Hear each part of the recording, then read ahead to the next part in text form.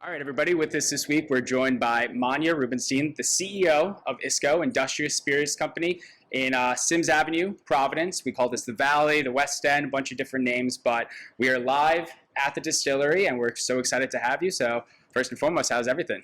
Things are good. I'm excited to be here and to be chatting with both of you. Awesome. So we'll start it off as we always like to do. You have a very, very cool background. So graduated from Brown University. You have some creative side. You have some journalism side. You have strategy at Google. So, but what did Manya want to be when she What did Manya want to do when she grew up? That's so nice of you to ask. I wanted to be a photographer, a photojournalist for National Geographic because I wanted to travel the world and take pictures of cute animals. That's when I was really small. And then I wanted to be a writer. And I spent a summer working in a publishing house and spent my whole summer forging the signatures of editors that had never read these manuscripts and mailing them back unread to a lot of people. And I thought that seemed like a bummer. And so then I ended up working in publishing for a number of years because that seemed like it was a time when magazines were still a thing. I'm really dating myself here, but I did that for a while, and then I was looking for some more ways to bring together my desire to create things in the world and like help things run with my creative side and. Actually, well, there's a lot more in between that and ISCO, but that's good enough for the very early part. The story of ISCO starts in 2015, but you have ties with both New York and Rhode Island. So our first question with that is, why Rhode Island over other places? Oh, well, I have been living in Rhode Island for basically my whole adult life, on and off. I came here first for school, and just really got very excited about the creative community that I discovered here and how incredibly collaborative it was. People were really excited to work with each other to make stuff without a ton of judgment around it, and I just thought that was really refreshing and awesome. And I think that spirit continues today in a lot of ways, and you find it as a small business owner in this state. Like, people are really excited to work together. And that's just really nice. So, that was, I mean, why Rhode Island? Because I live here. And I think that we have, by virtue, well, and we didn't have a distillery. So that was appealing because it was frustrating that other cities already had a handful in their capital cities, and we did not have any in Providence. And then I also think, our connections to, granted we don't have as much farmland, say, as Western Massachusetts or Upper New York State, and indeed we do go to New York State to get our corn because we just can't grow that amount at scale. That said, we have a really amazing farming community here in Rhode Island, and we have access to all kinds of incredible food, and you get to really know your farmers, and I think people are attuned to those kinds of connections. So I think it's actually a really great place to be making spirits. And of course the ocean too. And being the ocean states and being so inspired by that is a really important thing for the company as well. People expect as far as the products go? Oh yeah. So we have a bunch of really lovely products that are available at the tasting room. We have our structural vodka and our ornamental gin. Those are named after the two types of steel that were manufactured on the site. The vodka is a really beautiful example of a corn-based vodka, and the gin is a modern style gin, so don't think Christmas trees, think more of a botanical spirit with some more florals and spices, really nice. And then we have the bourbon barrel-aged version of our gin. It's called Patina. And we rest our gin in our used barrels from our Blue Velvet bourbon for about 3 months, and it turns into just this totally heavenly vanilla caramel oak delightful thing that you can sip over a cube or in any of our really delicious cocktails. We do a riff on a Saturn here with it that's quite delicious. It makes amazing takes on old fashions and all kinds of other things.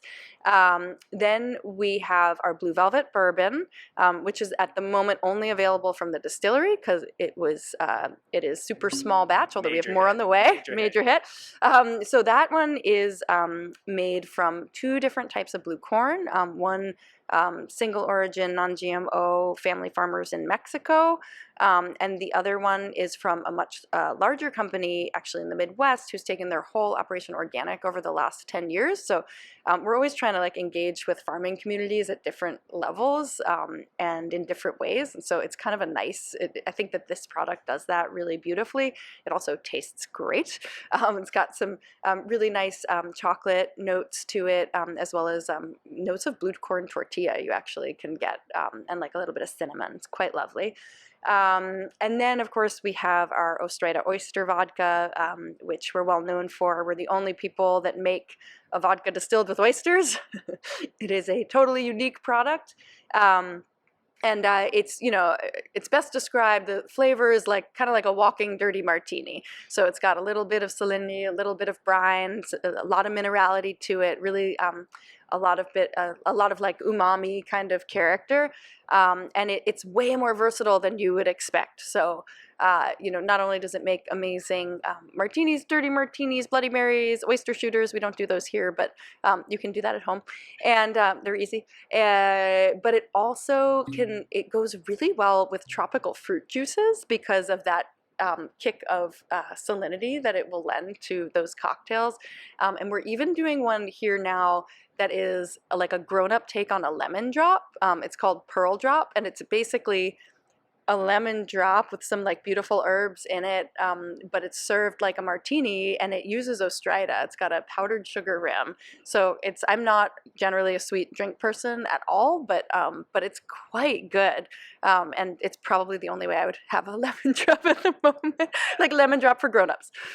It's really good. And then there's another one that they're doing now that is based off of I'm going to say this wrong. It's banana toffee pie, a banoffee-tini. It's like instead of the espresso martini, it's a banoffee-tini, and that also uses Ostrita, and it is delicious. So it might sound funny, but I highly recommend that people come in and give it a go. And then we've got, you know, we have all the classics as well. So if you don't want to be too crazy, you don't have to be. Give us a vibe of the bathroom. Give us some inspiration behind the bathroom.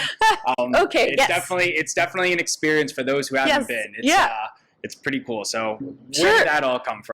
Well, so, I mean, bathrooms are just great. They can't, I mean, not always. They can, a lot of times they're not, but they should be. They should be great. They should be great.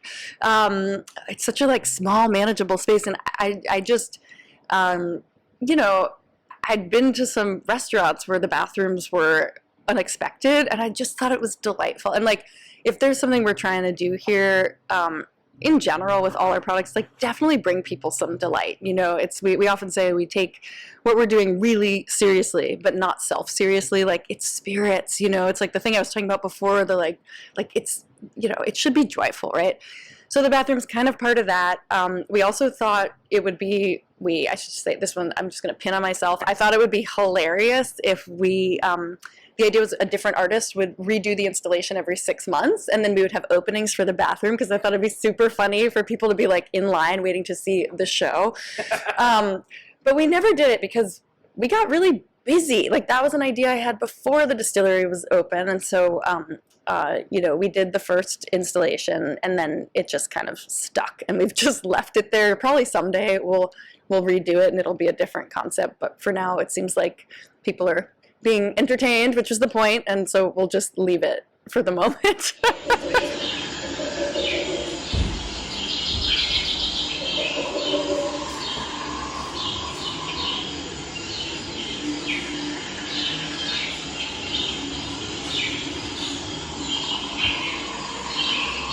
Something else.